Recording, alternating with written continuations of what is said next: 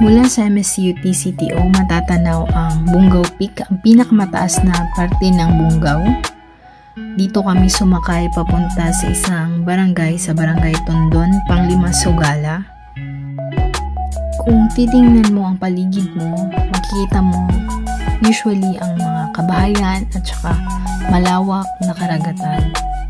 So sumakay na kami sa lancha na pagmamay-ari ng MSU para bisitahin ang isa sa aming mga proyekto. Peace sign.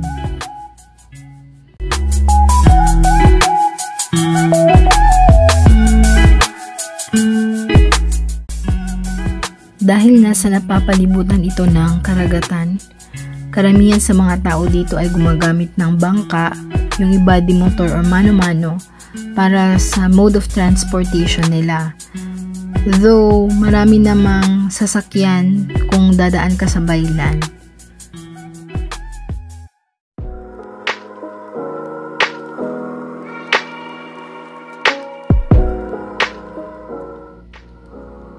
Kung nagtataka kayo kung paano naitayo ang mga bahay sa gitna ng dagat, usually during low tide, ito yung mga portions na mababa ang tubig. So, nagkakaroon sila ng opportunity to build their houses during low tide. And pag high tide naman, ayan, designed yan siya para hindi abuti ng high tide.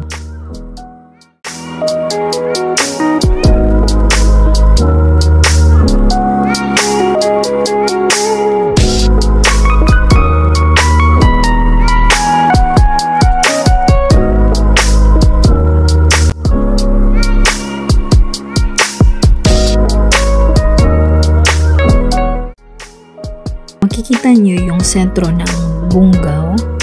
Marami na yung mga establishmento. Karamihan sa mga barko, mga bangka, mga lansya ay dumadaong dito kasi dito sila nagkakarga at nagbababa ng mga produkto nila.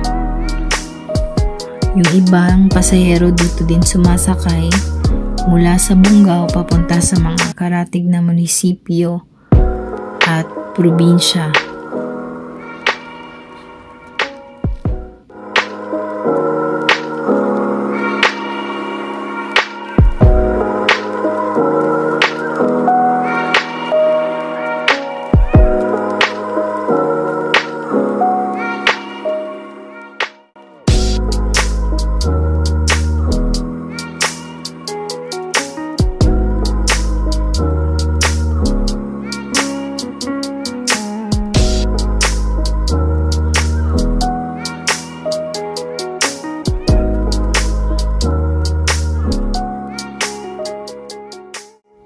Matatanaw din dito yung provincial capital nila. So, ito yung parang nasa other side.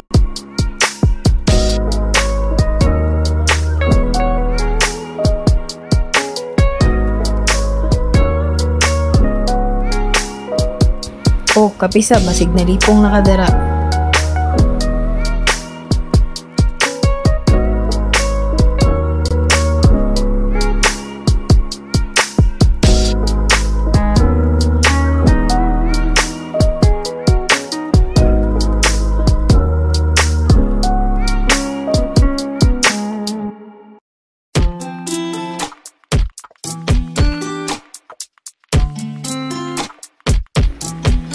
Luckily, hindi maalon nung pagbiyahe namin. Kaya, yung mga kasama ko habang nakasakay sa bangka ay nagpapahinga muna.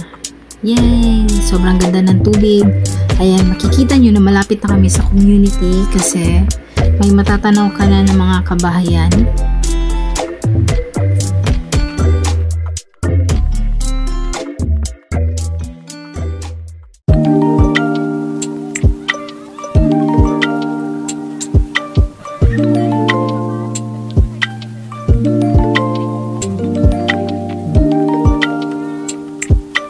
Finally, narating na namin yung Barangay Tondon. Pero dahil nga low tide na siya nung dumating kami, sinundo kami ng dalawang kuya kasi hindi na makadaong yung lancha na sinasakyan namin. Yan.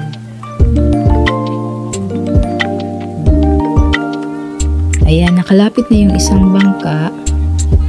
Kaya kailangan na namin ilipat yung mga gamit namin ng dahan-dahan. At saka yung mga pasahero ay lumipat na rin. Ayan, si chairman. Yan yung barangay chairman ng Barangay Tondon.